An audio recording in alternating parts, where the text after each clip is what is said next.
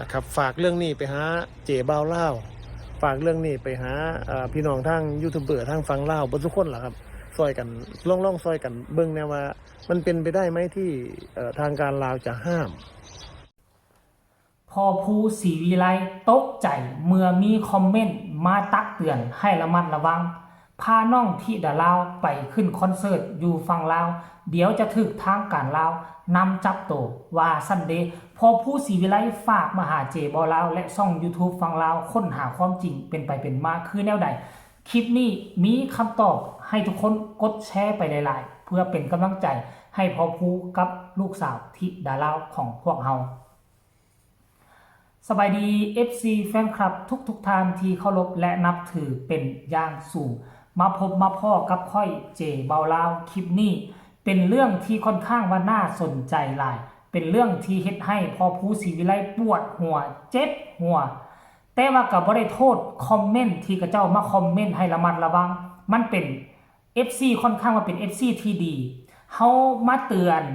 มาบอกมาสอนกันให้มันระมัดระวังบ่ให้มันผิดกฎระเบียบมันเป็นสิ่งที่ดีที่สุดแล้วล่ะท่านผู้ชม FC แฟนคลับมันมีคอมเมนต์มาหาช่องของพ่อผู้ศรีวิไลว่าวันที่17นี้จะพาน้องธิดาลาวไปขึ้นคอนเสิร์ตอยู่ที่สวรรณเขตให้ระมัดระวังเด้อเพราะทางการลาวได้ออกหนังสือแจ้งการห้ามว่าซั่นได้ห้ามคนลาวแต่ความจริงบ่ได้ห้ามคนลาวทำคอนเสิร์ตได้บ่ได้ห้ามมีแต่ว่ามีหนังสือเดือนก่อนนี่มีหนังสือ 100% ออกมาแม่นแท้ห้ามนำเข้าศิลปินจากต่างประเทศมาแสดงคอนเสิร์ตแต่บ่ได้ทั้งหมดของประเทศลาวได้ลาวมี17แขวง1นครหลวงเขาเจ้าออกกฎระเบียบห้ามคือห้ามอยู่ในนครหลวงนครหลวงมี9ตัวเมืองห้ามนำเข้าศิลปินจากต่างประเทศเข้ามาทำการแสดงในช่วงเดือนพฤศจิกของปีนี้ไปฮอดเดือนมิถุนาของปีหน้าด้วยเหตุผลก็คือในช่วงนี้ปีนี้จะมีการเฉลิมฉลองวันสำคัญของชาติต่างๆจะมีการประชุมใหญ่ของพรรค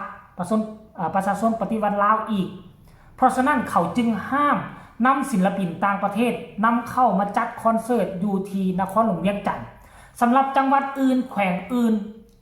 จัดมันเต็มที่จะจัด24ชั่วโมงไม่ต้องรับต้องนอนก็ได้อันนี้เจบ่ลาวเว้าให้ฟังคร่าวๆนะแต่ว่าอยากให้ทุกคนไปฟังไปฟังคลิปของพ่อผู้ศรีวิไลสากลแล้วจึงมาพ้อกันในช่วงต่อไปฟังพร้อมๆกันเลยนะครับว่าหอยเทหลังแล้วมันมีประเด็นหนึ่งครับพี่น้องครับมีประเด็นที่ว่าทางการลาวนะครับที่เขาบอกมาเนาะนะครับที่เขาทักเข้ามาเมื่อคืนนะฮะทักเข้ามาว่าให้เบิ้งดีๆเด้ออาจารย์ผู้ว่าสันว่าทางการลาวเพิ่นบ่ให้นักร้องลาวมาร้องเพลงว่าสันว่าเพิ่นห้ามนักร้องลาวว่าสันว่างงมากเลยทำไมต้องห้ามทางการลาวหรือว่าเพิ่นบอกว่าเพิ่นเป็นคนลาวที่เฮ็ดงานกรุงเทพนะครับเป็นคนลาวเฮ็ดงานกรุงเทพก็คืองงว่าทำไมต้องห้ามเพราะอะไรนะครับห้ามเพราะอีหยังหรือว่าไปฟังผิดมาหรือเปล่าหรือยังไงนะครับแต่เฮาก็สิตรวจสอบอีกเทื่อนึงเนาะนะครับฝากเรื่องนี้ไปหาเจ๋บ่าวลาวฝากเรื่องนี้ไปหาพี่น้องทางยูทูบเบอร์ทางฟังลาวบ่ทุกคนล่ะครับซอยกันล่องซอยกันเบิ่งแนวว่ามันเป็นไปได้ไหมที่ทางการลาวจะห้ามไม่ให้ร้องเพลงนะครับมันไม่น่าเป็นไปได้เพิ่นบอกว่าเมื่อเดือนที่แล้วว่าซั่นว่าทางการลาวห้ามล่องศึกษากฎหมายลาวเบิ่งเด้อว่าซั่นว่าครับถ้ามันเป็นแบบนั้นเนี่ยนะครับถ้ามันเป็นแบบนั้นเนี่ยก็วันที่19เนี่ยน้องก็จะข้ามไปร้องเพลงอยู่เขาต้องจับน้องสิถ้าเขาห้ามไม่ให้ร้องเพลงใช่ไหมนะครับไม่นั้นเนี่ยบ่น่าเป็นไปได้ครับไม่น่าเป็นไปได้เพราะว่าเมืองลาวเมืองไทยครับเพิ่นก็ย่อมอยากสนับสนุนลูกหลานเพิ่นคือกันพอผู้ศรีวิไลขอมาเจบ่ลาวก็จัดให้ไปซอกหาข้อมูลข่าวสารมาเรียบร้อยมีเอกสารยั่งยืนนี่นะมีเอกสารยั่งยืนและเจบ่ลาวก็สิเอาขึ้นให้ก็แล้วกันแต่มันอยากมัวๆนิดนึงแต่ว่าเจบ่ลาวสิอ่านย่ำคืนก็แล้วกันเด้อเพื่อให้พอผู้ศรีวิไล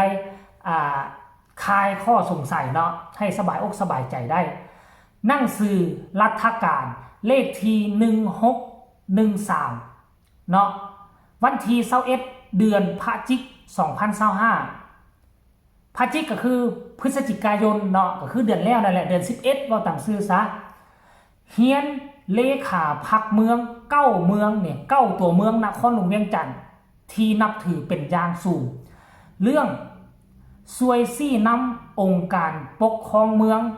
ต่อกับการเคลื่อนไหวด้านศิลปะวัฒนธรรมในระยะเดือนพฤศจิก2025 5เดือนมิถุนา2026นี่นะท่านผู้ชมแต่ว่าสิตัดเอาตัวย่อๆตัวที่สำคัญเลยซะแผนกวัฒนธรรมอันนี้เป็นแผนกนะขั้นก่อนแล้วนี่ว่าเขาห้ามทั้งประเทศนี่มีทั้งหมดคือ17แขวงมันต้องแจ้งการตัวนี้ต้องออกมาจากกระทรวงวัฒนธรรมขั้นออกมาจากกระทรวงที่ทั้งประเทศบ่สามารถนำเข้าศิลปินต่างชาติได้แต่อันนี้แผนกความหมายคือแผนกนี่มันอยู่ในแขวงอยู่ในจังหวัดควบคุมเฉพาะจังหวัดเท่านั้นเอกสารตัวนี้บ่สามารถเอาไปใช้อยู่จังหวัดอื่นได้อันนี้คือรวมๆคือข้อห้ามอยู่ในนครหลวงเวียงจันทร์เท่านั้นเด้อแผนกวัฒนธรรมและท่องเที่ยวนครหลวงเวียงจันทร์ขอถือเป็นเกียรติอย่างสูงเสนอมายังบรรดาเลขาพักเมือง9ตัวเมืองนครหลวงเวียงจันทร์ช่วยซี่นำองค์การปกครองเมืองแขนงที่เกี่ยวข้ององค์การปกครองบ้านในการติดตามกวดกาและบ่สนับสนุนการนำเข้าศิลปินจากต่างประเทศเพื่อมาจัดงานคอนเสิร์ตอยู่ภายในนครหลวงเวียงจันทร์ในระยะเดือนพฤศจิกต้นเดือนมีนา2026เดือนพฤศจิก2025เด้อเพื่อเฮ็ดให้นครหลวงเวียงจันทร์มีความเป็นระเบียบเรียบร้อยรักษาได้ความสงบปลอดภัยเพื่ออนุรักษ์ปรึกษาปกปักรักษาโฆษณาสิ่งส่งเสริมศิลปะวัฒนธรรมก็คือหีบของอันดีงามของชาติในระยะเฉลิมฉลองวันสำคัญต่างๆของชาติเป็นต้นแม่นการเฉลิมฉลองวันชาติที่2ธันวาผ่านมาวังกี้นี่เนาะแล้วก็จะกะเกี่ยมการประชุมใหญ่ของพรรคประชาชนปฏิวัติลาวครั้งที่12ก็ผ่านมาแล้วอันนี้คือมีห้ามแท้บ่มีห้ามจริงห้ามแท้แต่ห้ามนำเข้าศิลปินต่างประเทศมาจัดคอนเสิร์ตอันนี้เจบ่ลาวมองว่าจังซี่นะน้องธิดาลาวเป็นคนลาวพอผู้ศรีวิไลบ่ต้องย่านมาโลดมีจัดคอนเสิร์ตมีจัดคิวงานแสดงมาโลดบ่มีไผจับดอกเนาะแล้วก็มีทั้งศิลปินเป็นพี่น้องฝั่งไทยที่จะมาร่วมงานนำก็สามารถเฮ็ดได้อยู่จังหวัดอื่นได้ตามสบายแล้วแต่เจ้าภาพจ้างโลดแต่ว่าอยู่ในนครหลวงเวียงจันทร์นี่เขาเจ้าห้ามก็คือห้ามบ่ให้นำศิลปินที่มาด้วยตนเองยกตัวอย่างว่าเป็นศิลปินโด่งดังอยู่ทั้งฝั่งไทยคือพอผู้ศรีวิไลเนาะเอามาขึ้นคอนเสิร์ตปิดเก็บเงินซื้อบัตรจองตั๋วนะเอามาครบชุดมีทั้งมือกลองมือกีตาร์มาเป็นเวทีใหญ่เป็นคอนเสิร์ตใหญ่แบบนี้เฮ้ๆแบบนี้คือเฮ็ดบ่ได้อยู่ในนครหลวงนะแต่คันท่ากรณีว่ามีวงดนตรีลาวมีเวทีลาวงานวัดนั่นงานวัดนี่เราจะไปจ้างศิลปินคนเดียวมาขึ้นมาแจมนำอันนี้ได้บ่เป็นหยังแต่ว่าคอนเสิร์ตของน้องธิดาลาวอยู่ทั้งภาคกลางพุ่นบ่เกี่ยวหยังกับนครหลวงเวียงจันทร์นั่นหมายความว่าทั้งศิลปินไทยทั้งศิลปินลาวมัวมันกันเต็มที่บ่ต้องย่านจัดไปโลด